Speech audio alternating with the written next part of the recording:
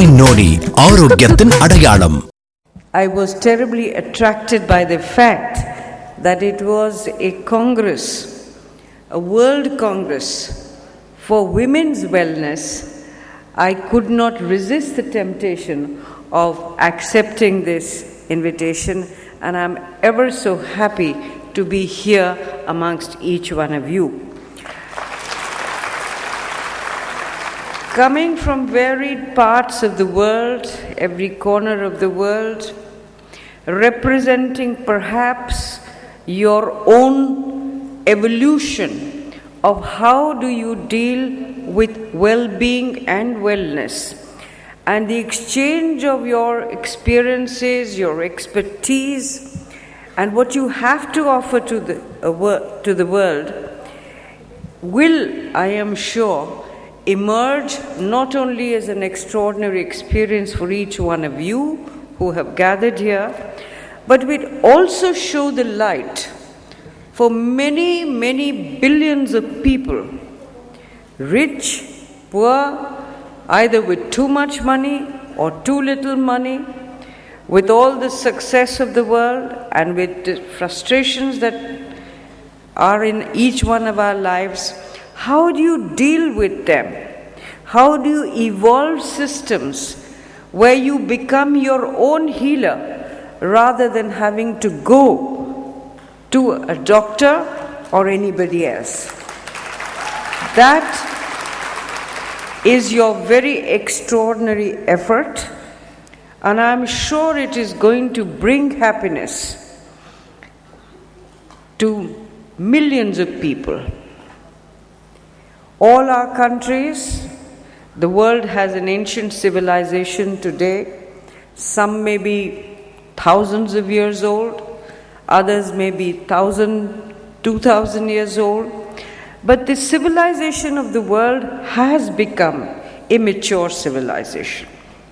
But in spite of this maturity, in spite of the fact that we have made such enormous strides in science, in scientific development, through this scientific development, to enable each one of us to reach out to each other, not only where cures are concerned, not only where communication is concerned, also where the exchange of our various experiences which can benefit each other.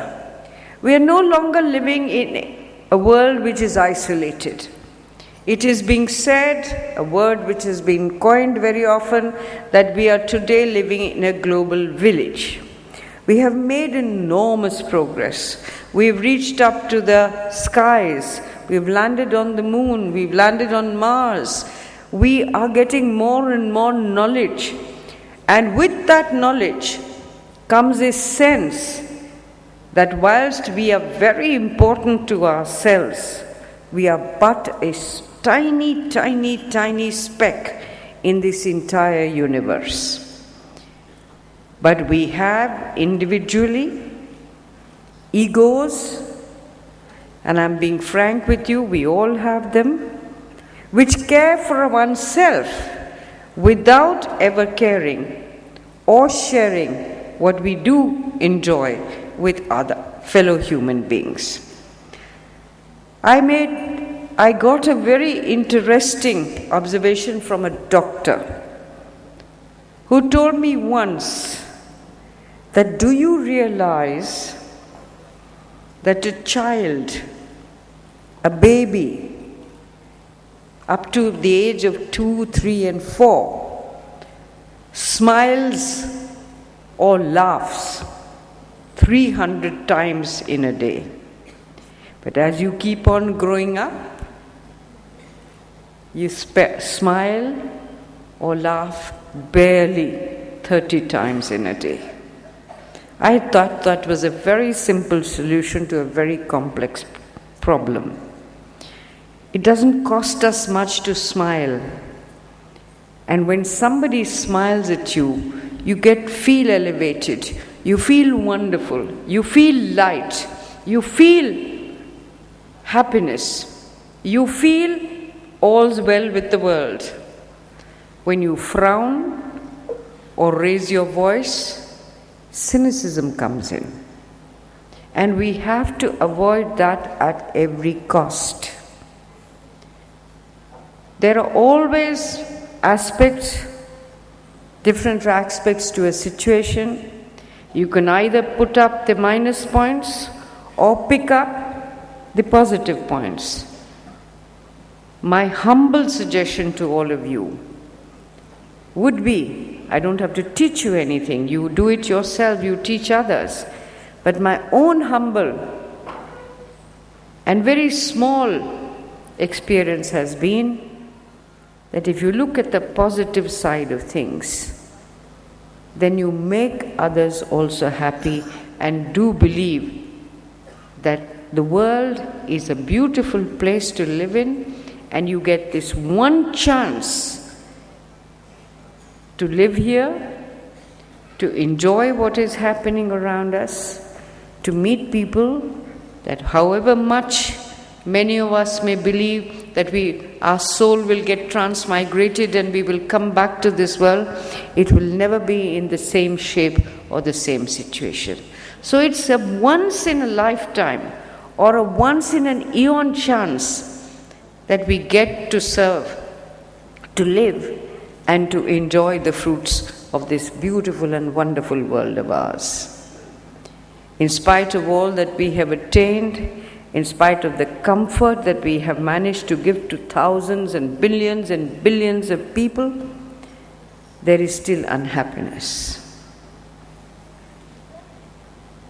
Why? Quoting Mahatma Gandhi, that there is enough in this world for everybody's need, but there is not enough in this world for everybody's greed. There is no limit to it. I have a car, I use one car at one time, but my greed tells me, no, I must have 10 cars standing outside my house. I can wear only 2 earrings at a time. I cannot wear more than that. But I aspire to get 500 pairs so that I can keep on changing them. But the limit is only 2 earrings, 1 neck, 2 arms, 1 pair of clothing. So not to be satisfied, but to be always envious of somebody else does not lessen the somebody else, it lessens your own happiness. You're making yourself unhappy by being jealous or by believing that I can only be happy or well when I have wealth which I cannot even count. The happier days of a tour which I took in my early years of being married to Europe was on a shoestring budget. Today when I go, because of the position God has been kind enough to bestow on me, I am treated like a king. I have everything what I want. But I don't remember anything. I don't want to remember. It does not impact me. All this luxury that surrounds me, all this that surrounds me. What impacted me and will go to my dying day is the trip that my late husband and I took to Europe on a shoestring budget, where we would stand outside those wonderful, beautiful shops selling cakes and pastries with water in our mouth and saving every little penny to see, will we be able to afford it or not? If we can afford it, remember, it can be only 1 cup of cappuccino, it can be only 1 sandwich, not more than that. You have to walk the rest of the day to be able to save, just to be able to feed yourself. Now those are moments which one remembers, because in those moments There was an element, a beautiful element, a sweet element of struggle. In those moments there was togetherness. In those moments there was understanding what others were feeling. In those moments was something which you were paying out of your own labor and not dependent on anybody else or anybody else's goodwill or charity. You did it on your own. Sometimes, very, very often, too much becomes also a burden. What do you do with it?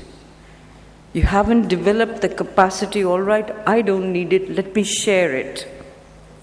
So I do believe that sharing and caring has to be an integral part of our lives. I wouldn't like to take more of your time, but the whole system where happiness prevails, where contentment prevails, where jealousy has no place, where we take what we need, can only be done, the leaders can only be from amongst the women of the world. And I say this not because I want to be fighting for any kind of a position of the women of the world, but it is the women of the world. And I keep on saying this over again, telling myself over and over again, that a woman can reach any heights today. She can reach any position in the corporate world, in the social sector, as doctors, as professionals. But somewhere in her heart lies the mother which nobody can replicate. And it's the mother, it's the role of the woman who looks after her parents. It's the role of the woman who takes care of the husband. It's the role of the woman who rears the children and brings them up. It's the role of the woman who does not eat unless she has fed the rest of the family. It's the role of the woman who keeps her contacts with the larger community, with the larger family. And if that were to be gone, if that were to be subdued, this world will become a dry place. It won't be a happy place. So therefore, when we talk of women's empowerment, when we talk of women standing shoulder to shoulder with men, when we talk of women's constitutional rights equal to the menfolk, when we talk of women taking part in every walk of life, whether they are going to outer space, they're joining armies, piloting planes, looking after the household, doing chores, the woman is the pivot of the existence of this world. Please let us not forget that. And if a woman were to forget this role of hers, which binds humanity together, which spreads love and affection, which gives understanding, who does a man run to when he's disturbed? It's either his mother, or his wife, or his daughter. Why?